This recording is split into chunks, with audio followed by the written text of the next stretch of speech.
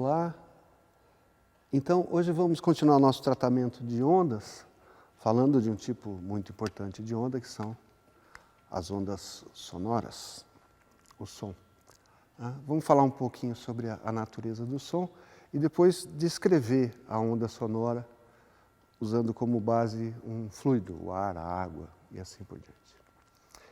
Então, o que a gente chama de som, a gente já mencionou na aula introdutória, são vibrações mecânicas, né, que se propagam num meio material extenso, né, que pode ser fluido, gasoso, líquido ou sólido.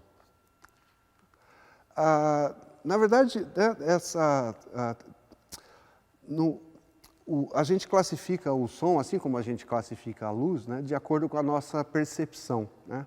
O som tem essas classificações de acordo com a nossa audibilidade. Tem uma faixa de frequências, né, que o nosso ouvido consegue detectar. Isso que a gente chama de som audível, né? A faixa de frequência que a gente consegue ouvir varia de pessoa para pessoa, depende de várias coisas, mas vai aproximadamente entre 20 Hz e 20 kHz. Tem uma faixa de um fator 1000 em frequência, né, em que o nosso tímpano, né, o nosso transdutor de som, responde, né. Para frequências muito baixas, a gente chama isso de infrassom, né, e para frequências mais altas do que esse limite, a gente chama de ultrassom, né. Ultrassom, a frequência pode ir bastante para cima, obviamente tem limitações.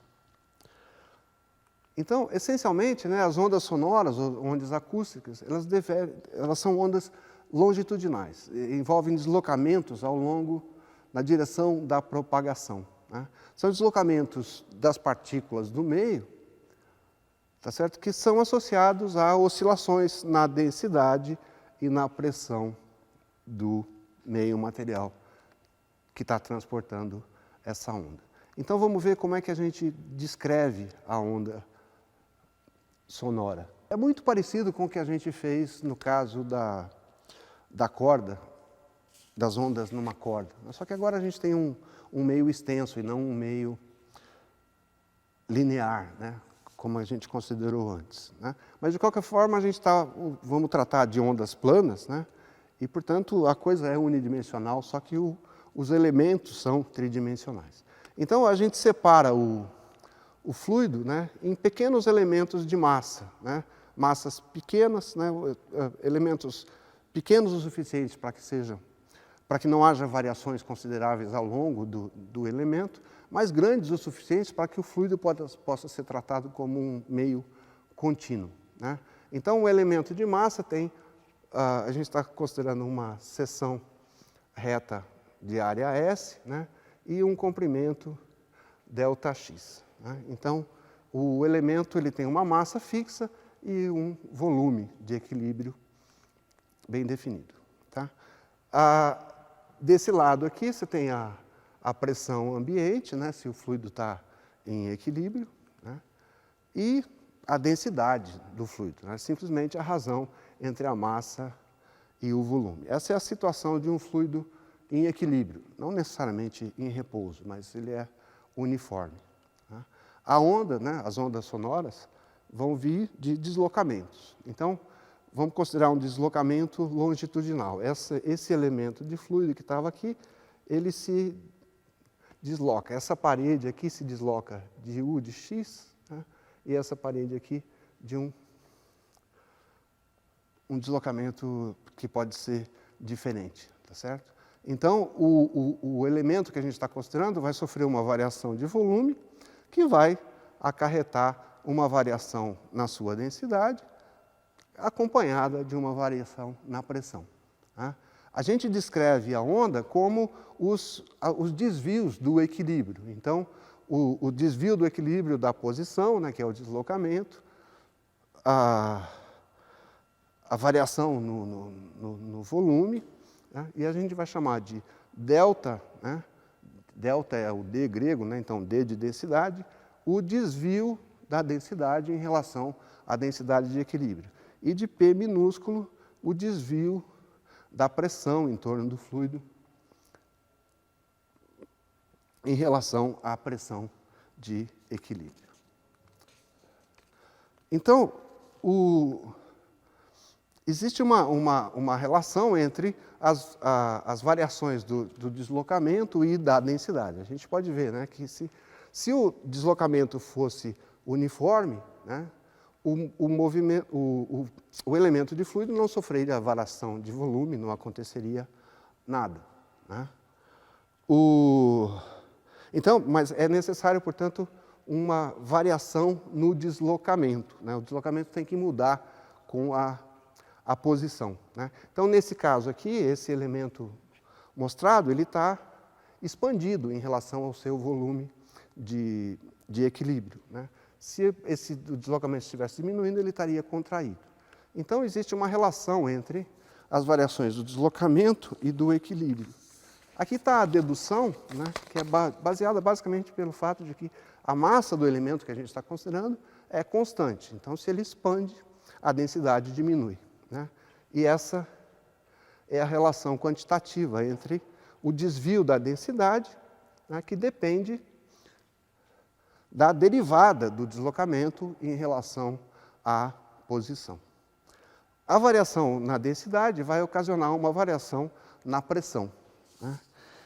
E a relação entre a densidade e a pressão é descrito por parâmetros, né, que são características do fluido. Nesse caso, né, a compressibilidade, né, que é basicamente a relação entre a variação fracional do volume por unidade de pressão, né, porque o volume é inversamente proporcional à densidade, pode ser visto dessa maneira também, né? É a variação fracional da densidade por unidade de pressão. E o inverso da compressibilidade é um módulo de elasticidade, chamado módulo de elasticidade numérico. Então, fazendo a coisa, a gente vê a relação entre as três variáveis envolvidas na onda sonora, né? Os desvios na pressão, na densidade, relacionados com a derivada dos desvios da posição, o deslocamento do equilíbrio. Aí, para aplicar a segunda lei, a gente faz exatamente o que a gente fez na corda, né? Vamos olhar a força que atua sobre um elemento de massa em função dos deslocamentos, né? Então, a gente vê que a força, né, depende da diferença de pressão nas duas paredes, né, da frente e de trás. Se a pressão na frente é maior, a força é para trás. Se a pressão atrás é maior, a força é para frente, tá certo? Então, daí que vem, né, a força líquida, né, força resultante sobre um elemento, depende de haver da pressão estar variando ao longo da posição. E aí, colocando isso na segunda lei de Newton, né, a massa do fluido vezes a aceleração é igual à força, né? O volume, né, S ΔX, que aparece na força e que aparece aqui na expressão da massa, né, eles se cancelam, se fatoram, e a gente obtém a equação de movimento do fluido, né? A aceleração de um elemento de fluido depende da derivada da pressão em relação à posição. Então, nessa tela a gente vê a síntese, né, da relação entre as variáveis envolvidas na onda sonora, né? O deslocamento, que provoca variação na densidade, provoca a pressão, que interfere no deslocamento e assim por diante. E a gente vê que os deslocamentos, né, nesse fluido obedecem à nossa conhecida equação de onda a uma dimensão, né? Esse parâmetro que aparece aqui é a velocidade de propagação da onda, nesse caso, a velocidade do som. Ela tem a mesma estrutura que a velocidade do som nas cordas, né? Isso daqui relacionado com a força restauradora, né? E isso daqui relacionado com a inércia, né? Que nesse caso, descrita pela densidade do fluido. Então, a gente viu que os deslocamentos, né, obedecem a uma equação de onda, né, a velocidade do som é dada pela raiz quadrada do módulo elástico dividido pela densidade. E, obviamente, como existe uma relação entre o deslocamento, a densidade e a pressão, a densidade e a pressão também obedecem a uma equação de onda, né? Se você derivar essa equação aqui em relação a x, você obtém a equação de onda para a densidade e para a pressão. Obviamente, a pressão e a densidade são proporcionais, né? Então, na verdade, é uma onda só. São as três maneiras de descrever a onda sonora. Né? No caso de ondas harmônicas, a gente pode ver, né, a relação de dispersão, escrevendo o deslocamento desse jeito, né, como cosseno de ωt menos kx, a gente vê que as ondas de deslocamento e pressão estão defasadas de 90 graus, né, em relação às oscilações da densidade. Isso porque essa relação, né, a densidade e a pressão são proporcionais à derivada do deslocamento em relação à posição.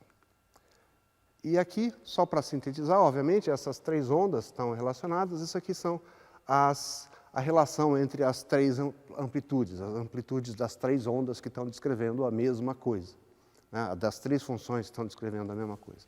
Aqui escrito em termos do comprimento de onda, né, do vetor K, e aqui em termos da frequência. Então, a gente vê que as amplitudes, né, da densidade e da pressão se relacionam com a densidade, com a amplitude do deslocamento, né, proporcionalmente à frequência, certo? E, obviamente, a pressão e a amplitude são simplesmente proporcionais uma à outra. A relação entre elas é o quadrado da velocidade do som. Então, nessa pequena animação, vamos ver essas coisas acontecendo, né? Aqui tem uma representação do fluido, né?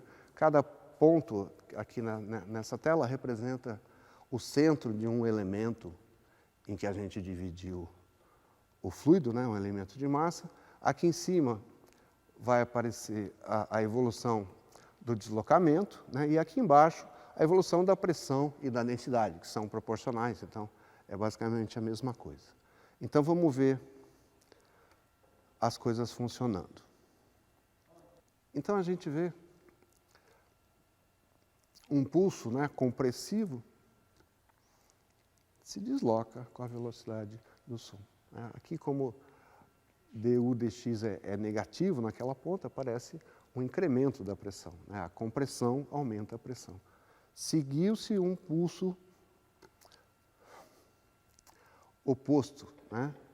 Onde você tem uma depressão se propagando, e agora simplesmente um estímulo oscilatório, né? Basicamente, a densidade, o deslocamento e a pressão vão a 90 graus uma em relação à outra.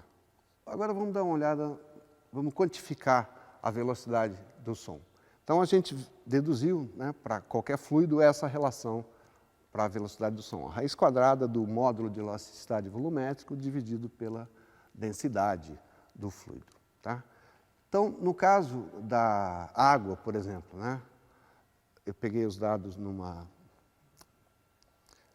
tabela oficial, né, a 27 graus centígrados, que é 300 Kelvin, a pressão normal de uma atmosfera, né, a densidade da água é praticamente 1 kg por metro quadrado, e o módulo elástico da água é 2,2 gigapascal. Então, a gente obtém uma velocidade do som de 1,5 km por segundo. No caso dos gases, o módulo volumétrico depende das condições térmicas em que é feita a compressão ou descompressão do gás. E a gente trabalha em dois limites, né? O módulo isotérmico, né, quando a temperatura fica constante, né? Se a temperatura é mantida constante, no caso de um gás aproximadamente ideal, o PV é constante, então o módulo de elasticidade volumétrico é a própria pressão do gás, né? E o outro limite é o modo que a gente chama de adiabático, onde não há troca de calor. Quando você comprime um gás e ele não tem como liberar calor, ele se aquece, né? E, portanto, o aquecimento está relacionado com uma expansão, então o gás fica mais duro, né? A gente vai ver isso em termodinâmica, né? Mas, basicamente, o módulo de elasticidade adiabático é maior do que o módulo de elasticidade isotérmico, né? Esse fator gama que aparece aqui é uma característica do gás, que é a razão entre dois calores específicos dele. No caso do ar, esse gama vale 1,4. Se a gente usar a conhecida relação, né, PV igual a nRT para o gás ideal, a gente pode transformar isso, escrever essa relação em termos das grandezas que nos interessam, né? Então, se M é a massa molar do gás, a gente escreve a relação P é igual a densidade vezes RT sobre M, tá certo? De maneira que P sobre ρ, né, é RT sobre M, uma função só da temperatura e da massa molar do gás. E, portanto, para o ar, né, cuja massa molar média, né, é 29 gramas por mol, se você usar o módulo volumétrico para calcular a velocidade do som, você obtém 290 metros por segundo, que é muito menor do que é significativamente menor do que o número que a gente sabe, que a velocidade do som não é 300, é 340, certo? Esse 340 é obtido supondo que o processo de compressão e descompressão na onda sonora é adiabático, né? E aí a gente obtém a velocidade correta, tá? O que significa, né, é que as variações de pressão e densidade no ar, enquanto o som se propaga nele, são muito rápidas, né? Portanto, não há tempo, né, para a temperatura se estabilizar. E, portanto, o processo é adiabático, tá? Portanto, para um gás, né, a velocidade do som é dada por raiz quadrada de gama vezes RT sobre M, né? Note que esse dado, para um dado gás, né, a velocidade do som só depende da temperatura e é independente da pressão. Então, a velocidade do som, digamos, na mesma temperatura, ao nível do mar, é a mesma que a velocidade do som no pico do Himalaia. Obviamente, lá a temperatura será diferente, mas não por causa da variação da pressão. E o que a gente fez para um fluido, né? E aqui é uma tabela comparativa de velocidades do som a 0 graus centígrados, né? Obviamente, a velocidade do som dos gases depende da temperatura, com a raiz quadrada, é uma dependência fraca, mas depende, né? No caso dos sólidos, a temperatura não influi muito, tá? Então, aqui a gente vê, né, no caso do ar, a 0 graus, a velocidade do som é 330 metros por segundo. O hélio e o hidrogênio, que são gases mais leves, né, o ρ, a densidade que entra embaixo, é muito menor, então as velocidades do som são maiores. Então, no hidrogênio, a 0 graus, a velocidade é comparável à velocidade do som na água.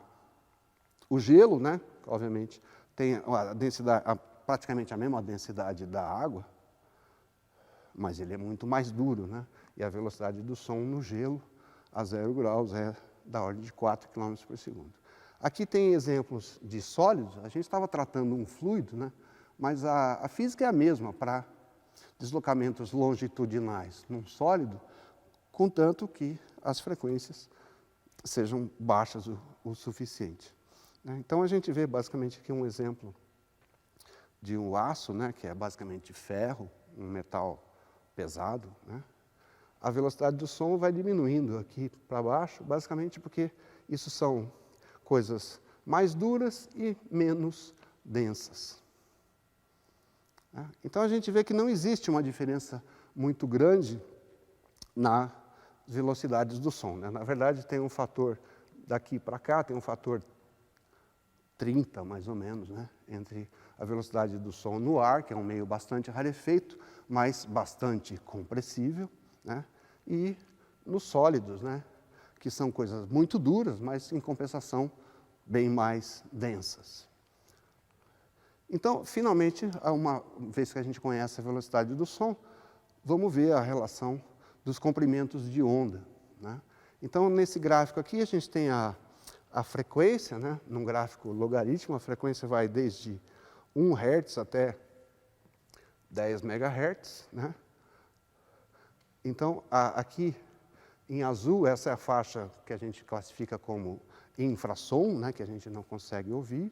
A faixa verde é o visível e o vermelho, o ultrassom. A gente vê que na faixa do visível, né, os comprimentos de onda do som no ar são da ordem de alguns centímetros até dezenas de metros, tá certo? Então, os comprimentos de onda das ondas sonoras, né, que a gente ouve, etc., estão nessa faixa razoável, de centímetros a metros. Obviamente, na água, né, porque a velocidade é cerca de 4 vezes maior, os comprimentos de onda serão 4 vezes maiores.